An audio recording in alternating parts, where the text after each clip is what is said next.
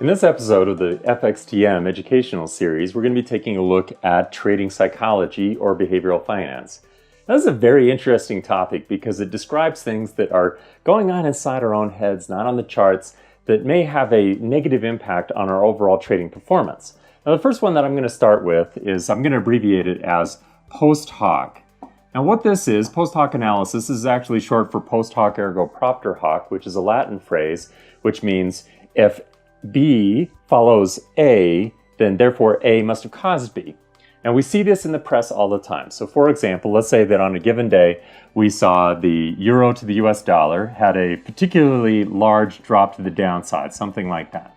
Now, if that day happened to be, let's say, the first Friday of the month, well, it's quite likely you're going to see a lot of headlines that say, well, the euro to the US dollar today dropped like crazy because the labor report that came out from the U.S. Bureau of Labor Statistics was particularly good or potentially particularly bad. So in other words, what they're doing is that after the fact, so post hoc, after the fact, they're attributing a reason. Now, in this video, we're going to talk about a couple of solutions that we can use to deal with the risks presented with biases. And at the very end of the video, I'm going to talk about probably the best technique for just dealing with this in your own trading as well. But what we can do here is always have the motto of putting things to the test. Ask for evidence. So in this specific example, if we see that the labor report is being used to explain why the euro to the US dollar went up or down on a given day, well, fortunately, we have access to that information. So we can very easily say, well, in the past, how likely was it that the dollar or the euro or what have you has gone up or down depending on whether that report was above or below a certain number or above or below expectations? Does the explanation that's been presented to me here in the news or by other analysts, does it actually make sense? So we never take things on face value, and certainly not the headlines, but instead we try to alleviate this risk by putting things to the test and being really consistent about it. The next bias that we all have to deal with is something that we call the disposition effect. Now, the disposition effect is something that we could also re-describe a little bit as the tendency that investors have to cut their winners short and let their losers run and run and run. Well, why is this? Why is this? Well, there's been some very interesting work done in behavioral finance to try to explain why investors act this way, and it's called prospect theory. In fact, the Nobel Prize was awarded for it some years ago, and it is a very interesting idea. It basically describes a curve that looks like this. So I've drawn a little graph here, and along the y-axis, I'm going to call that value.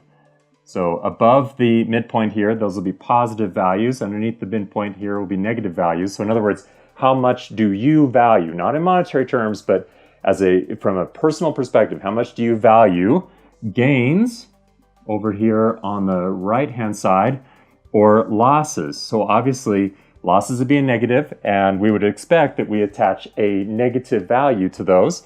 Gains would be a positive, and we would expect we would attach a positive value to those.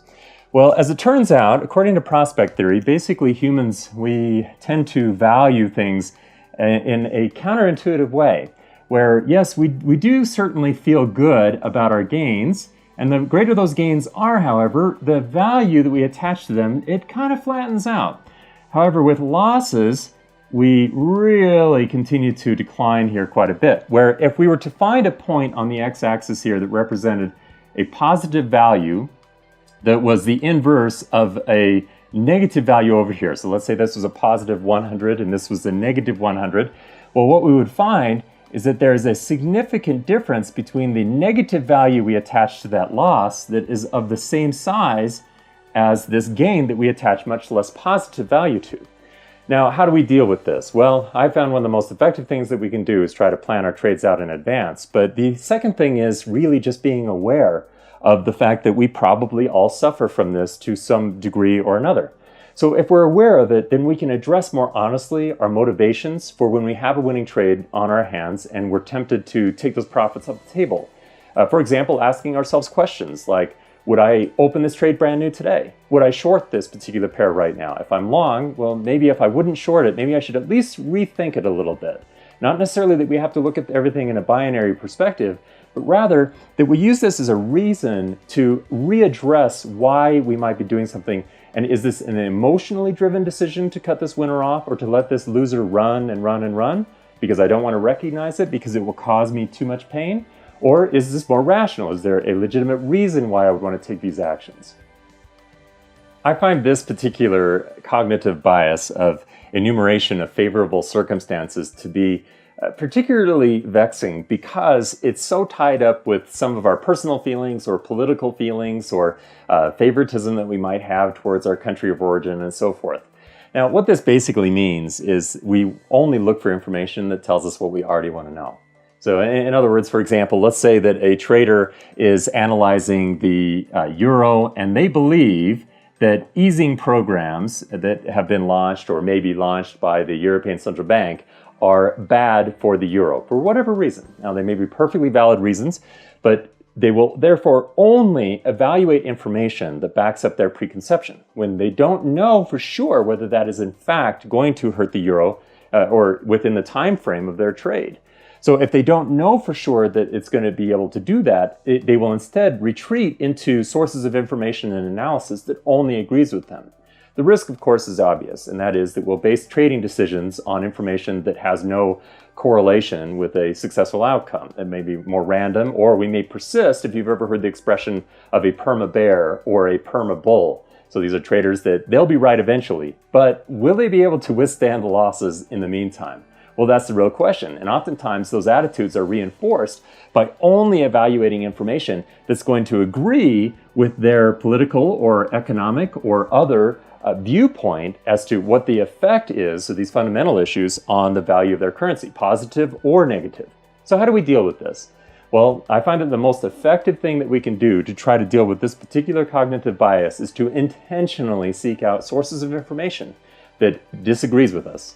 Now, that may be challenging and it can be very frustrating, and you don't have to wind up agreeing with them, but at least you'll learn something and can start to temper some of the assumptions that you might have had otherwise. The net result being that you're more thoughtful and consistent about the trades that you're taking and more honest about what your expectations are for a successful outcome. Now, besides some of the tips that we've already discussed in this video for dealing with some of these cognitive biases, what are some of the other things that we can do? Now, I have found that very little can match the effectiveness of these two techniques. Number one, keep a journal. Number two is follow your rules.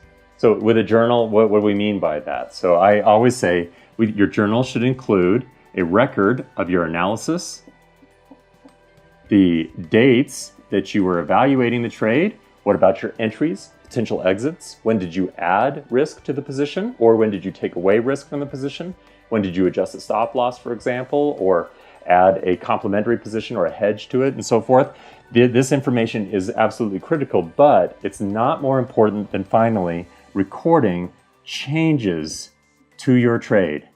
This is something that is a bit of a theme in investor psychology or trading psychology, that we tend to go at a trade with a fairly well-reasoned idea, but then sabotage ourselves because of these biases. Well, recording the changes, the reasons why we would change our trade outlook or change the trade itself, will help us to identify, well, what's really going on here? And even more important than that, if a system that we're using it stops working, well, if we don't know why or how we have potentially changed the rules within that system, then we don't know what exactly has stopped working, so we have no idea what to adjust.